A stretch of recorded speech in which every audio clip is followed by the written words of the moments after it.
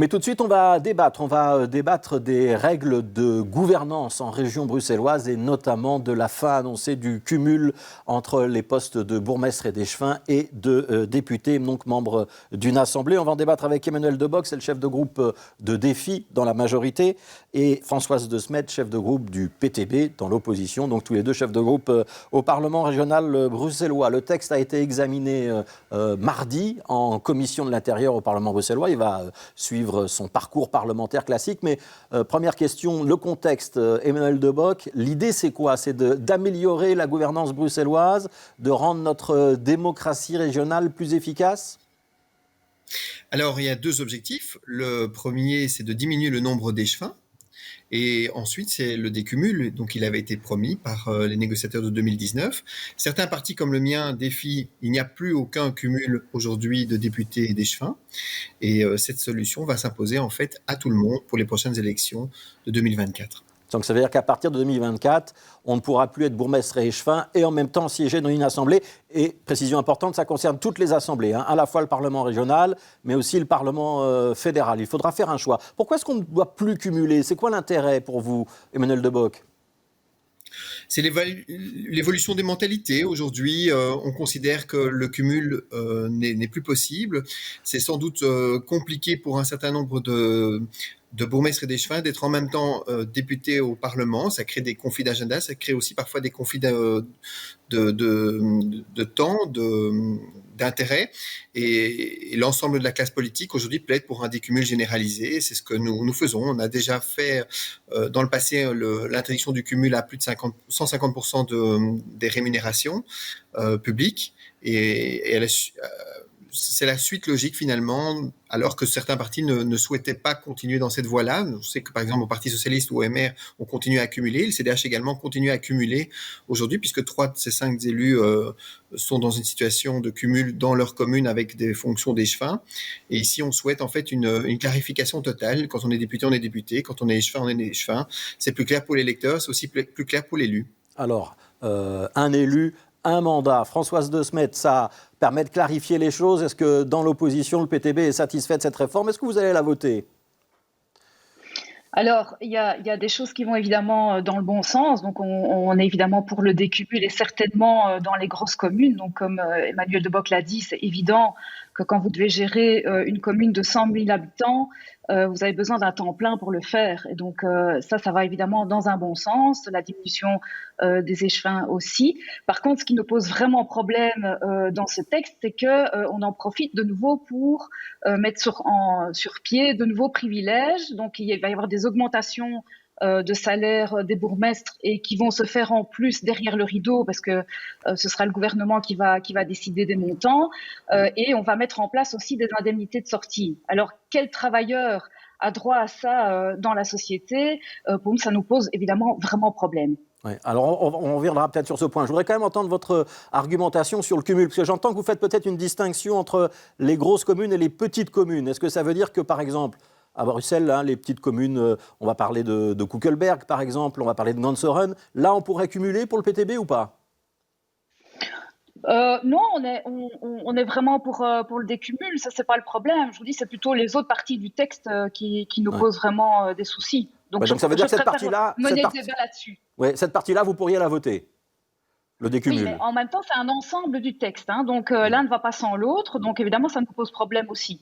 Alors, je donne la parole à Emmanuel Debock sur l'argumentation sur le fait que dans ce texte, on camouflerait une augmentation du traitement des bourgmestres et puis il y a aussi une petite augmentation du jeton de présence pour les conseillers communaux. Vous répondez quoi à ça?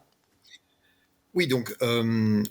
Alors, soyons très clairs, pour les salaires, aujourd'hui, les salaires des bourgmestres et échevins sont basés sur des pourcentages du plus haut fonctionnaire de la commune. Donc, c'est très transparent.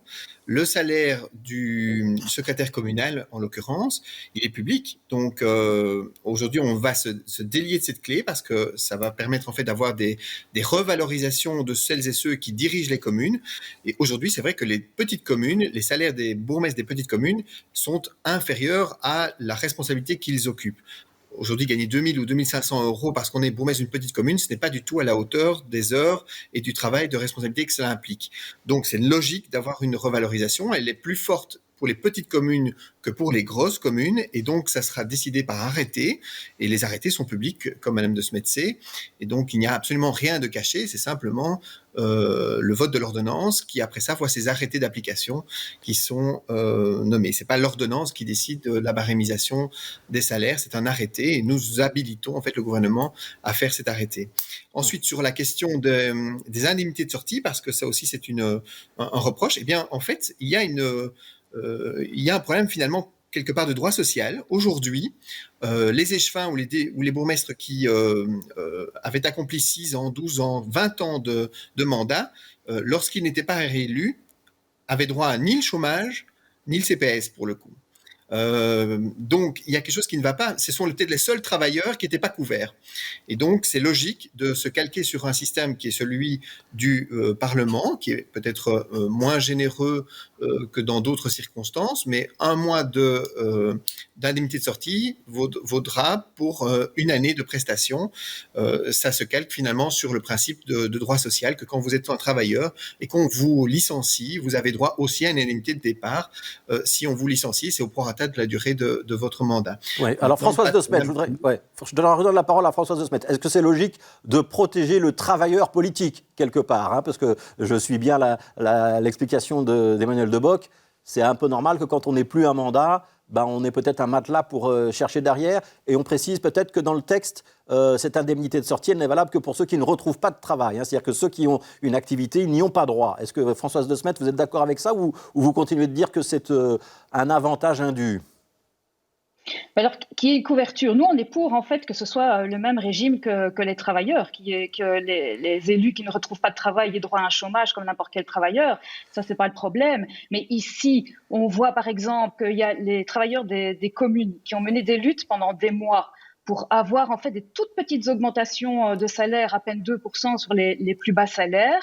Et on voit ici qu'on arrange les lois, on fait des réformes pour pouvoir augmenter à son aise les salaires des bourgmestres et des échevins et se garantir un matelas, effectivement, si on ne retrouve pas de travail. Là, il y a quand même du 2 poids 2 mesures qui ne va pas. Je veux dire, les travailleurs communaux, quand ils nous interpellent, ce sont par exemple une balayeuse qui n'a plus pu partir en vacances pendant 5 ans. C'est une dame qui s'occupe de familles monoparentales, qui doit aller demander de l'aide au CPAS ou des colis alimentaires parce qu'elle n'arrive pas à finir ses fins de mois.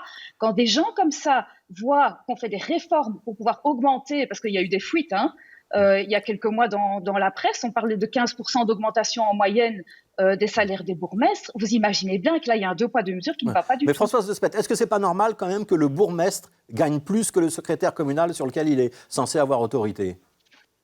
Mais alors, le problème ici, c'est que donc il est calqué effectivement sur le salaire du secrétaire communal. C'est établi dans une loi. C'est voté au conseil communal. Il y a un débat démocratique qui s'opère sur le salaire des bourgmestres à l'heure actuelle. Quand on va lier ça, donc on va délier ça au débat démocratique, ça va être mis dans des arrêtés où en fait on ne va plus discuter nulle part. C'est le gouvernement qui va décider. Mais franchement, Françoise de Smet, est-ce que c'est vraiment le cœur du problème quand on parle notamment de supprimer le cumul, quand on parle de diminuer le nombre d'échevins d'une unité par commune? Est-ce que c'est pas plus important que la petite augmentation, parce que ça ne va pas malgré tout être une énorme augmentation du salaire? Est-ce que vous n'êtes pas en train de vous focaliser sur un point qui vous intéresse idéologiquement mais qui n'est pas le point central de la réforme? Non, pas du tout, parce que c'est un débat plus large pour l'ensemble de la population. Donc, on parle ici de bonne gouvernance. Okay, donc, on a dit, on est pour le décumul, il n'y a pas de souci, on trouve ça normal. Mais ça ne va pas que des partis politiques qui sont dans le gouvernement régional s'octroient comme ça des privilèges supplémentaires. Trouvons alors des lois pour qu'on puisse avoir des allocations de chômage, etc., comme n'importe quel travailleur. Mais l'image qu'on donne, c'est pas de la bonne gouvernance, c'est de la gouvernance de 2 poids 2 mesures. Et ça ne va pas. Donc après, on va encore se plaindre que les gens sont dégoûtés de la politique. Mais quand on met en place chaque fois des systèmes comme ça, on rajoute en fait des couches de dégoût. Ouais. Alors, une dernière réplique, Emmanuel De Bock, pour Défi. Mais ça fait partie de la tentation permanente du PTB d'opposer en fait les dirigeants aux autres travailleurs. La première chose qu'on a fait au gouvernement, c'est de revaloriser l'ensemble du personnel des communes. Et c'est pas 2% qu'on a accordé. Donc l'exemple de Madame de Smet est tout à fait faux. Et je lui invite à me présenter effectivement cette personne et à m'amener ses fiches de salaire. Et vous verrez qu'on a revalorisé de plus de 15% le statut de l'ensemble des travailleurs, à commencer par les statuts les moins élevés, justement la situation que Madame de Smet faisait référence. Et donc, il est tout à fait inconcevable aujourd'hui de dire on a revalorisé tout le personnel communal, mais que par contre, les échevins ou les bourgmestres doivent gagner moins. J'ajoute que dans certains cas, dans les grosses communes en particulier, ça ne sera pas une revalorisation à la hausse, ça risque même d'être un peu moins que ce qu'ils gagnent aujourd'hui.